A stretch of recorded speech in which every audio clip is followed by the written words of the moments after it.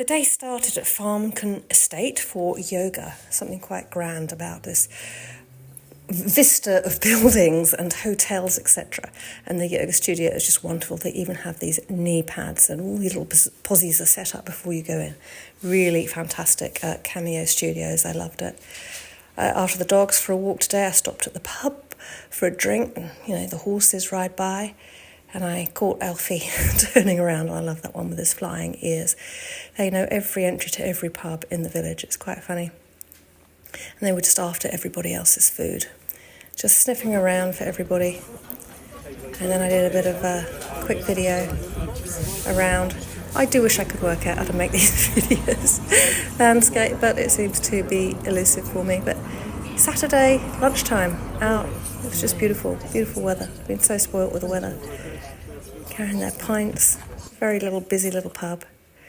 And then I headed to the Rollright stones. This is the first one, the King's Men Circle. If you want to read it, pause the video and have a read.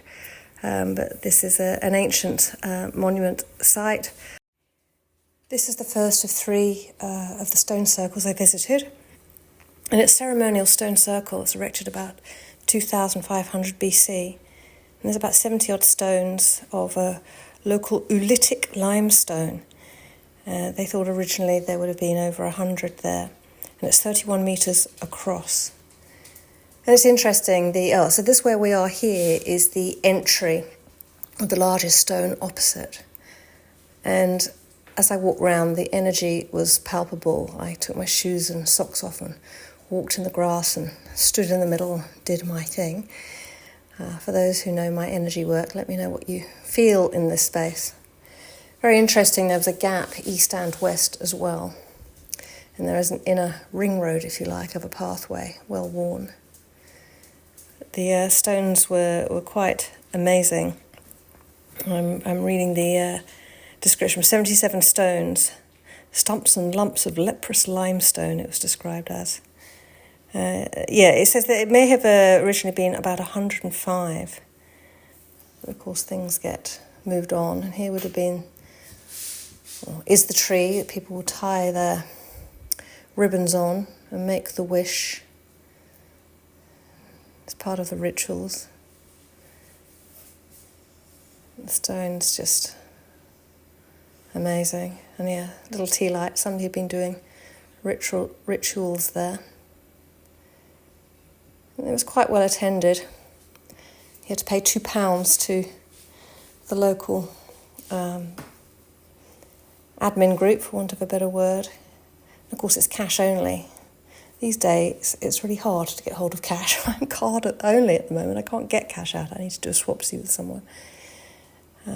It's most interesting because all these places are out in the sticks because they can't use the swipes. And here's the large stone. I say opposite the entry, directly in line with a gap in the middle. I'm going to look up the ley lines around this space. I'm sure it will sit on an energy spot. He even describes those two stones outside the ring. One fallen marks the portaled entry to the circle opposite the tallest stone. And it very much felt like a portal. Lots of light language. And there we are. Back at the beginning. Just an amazing space and energy from thousands of years ago. And that's a still picture. That's the spot in the middle. I stood and did my thing. And that is the energy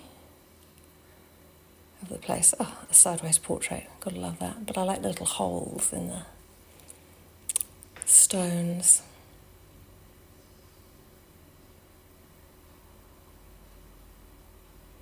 So the next one I went to see is the King's Stone. So this is a burial site. Again, you can stop it and read it if you like.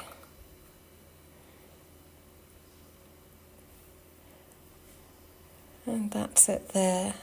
And I'm pointing in the grass to the capstone. just pointing up out of it.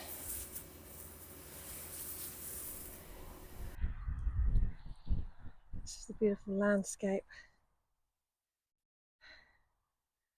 atop the hill where the king's stone burial chamber sits. Quite an amazing space. This beautiful lily was randomly growing within the hedgerow pathway towards it. It's just beautiful, just seeing it there in the middle of the forest. And the final site I went to was the Whispering Nights. Again, you can pause the video to have a read of what that's all about. Really incredible to be there. This is the Whispering Nights. All sorts of folklore tale about them. They're disloyal to the king. A little witch found them and turned them into stone. But on New Year's Day they awaken and go down to the stream for a drink.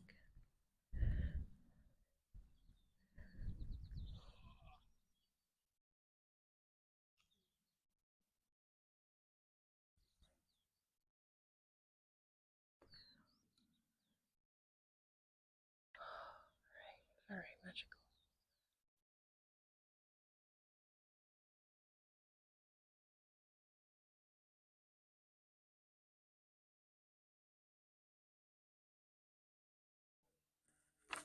Welcome to Chastleton House.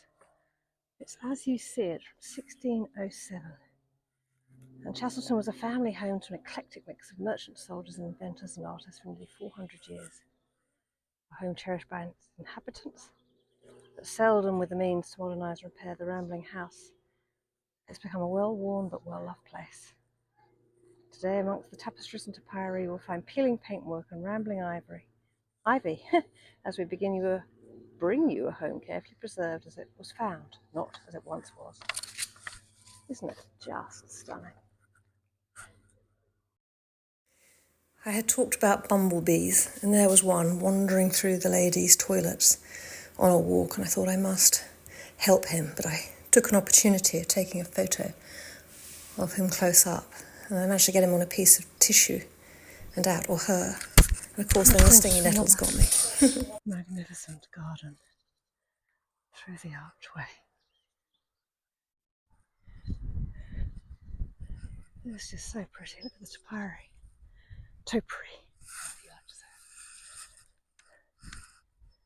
Just gorgeous. There's a church. There's the side profile. Chastleton.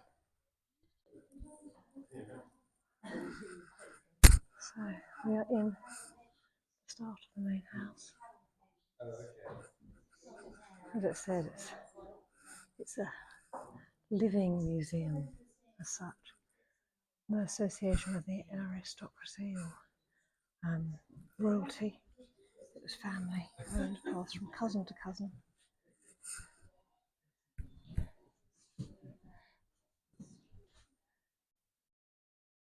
This is the music room, games room, little cosy sofas, tea sets.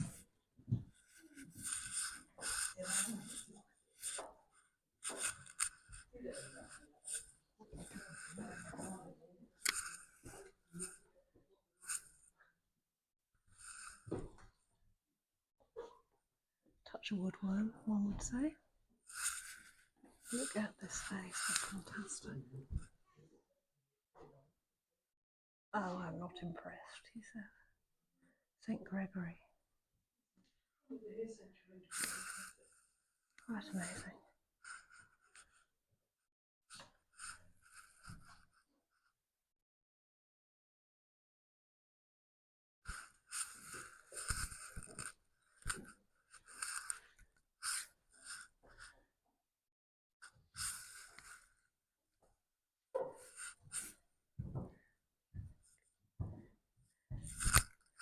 Up the old stairs.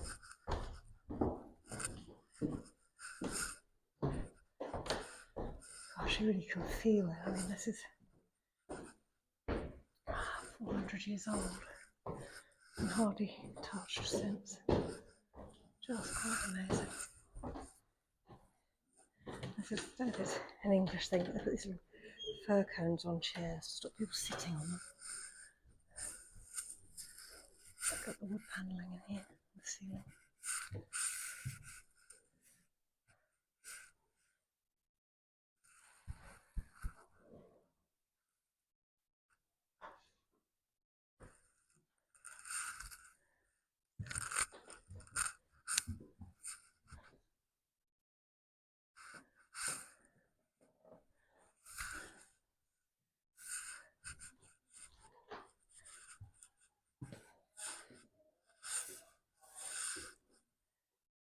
The middle chamber.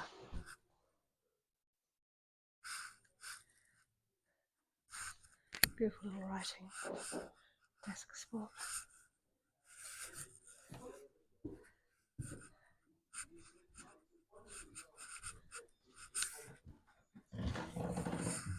It's another bedroom. Look at that. The electric hot water bottle, what every big old house needs. Can you imagine sleeping in here with 400 years of other people? Energy, how strange. Very much the gentleman's parlour, boudoir, whatever one would call it. I work in a school, one of the projects is not that big, they use LEDs, but it's essentially the same thing. Look at the old floors. Just the ceiling. It's great. I love that it's in the original state. It's such a wonky floor too. Oh, this must be the ladies' boudoir. Through to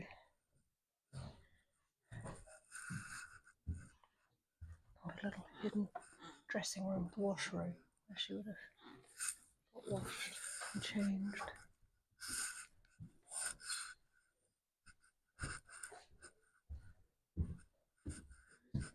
Statues. It's just these staircases, you kind of wonder what's up there. Now we're going downstairs towards the kitchen. Imagine having to bring the food up and down these stairs. Or maybe the main living areas are downstairs, who knows. I like these collections of books. They're so worn.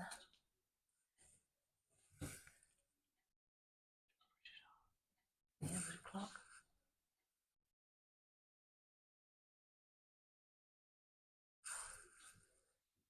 Something so recalibrating about the pendulum swing of a grandfather clock.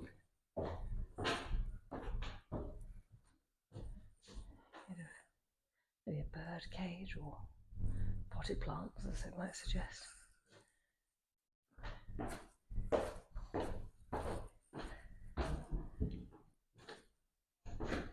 Gosh, it's miles down. I feel for them if they had to carry everything up. Oh, look, ice skates. You never know when you need a pair of ice skates in the British winter. That would have been the food storage.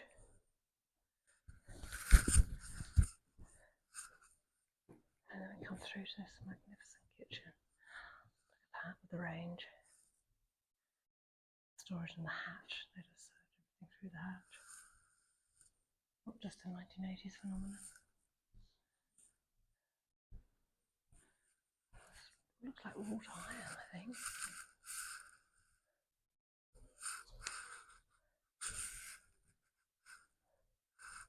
What are the plates made of?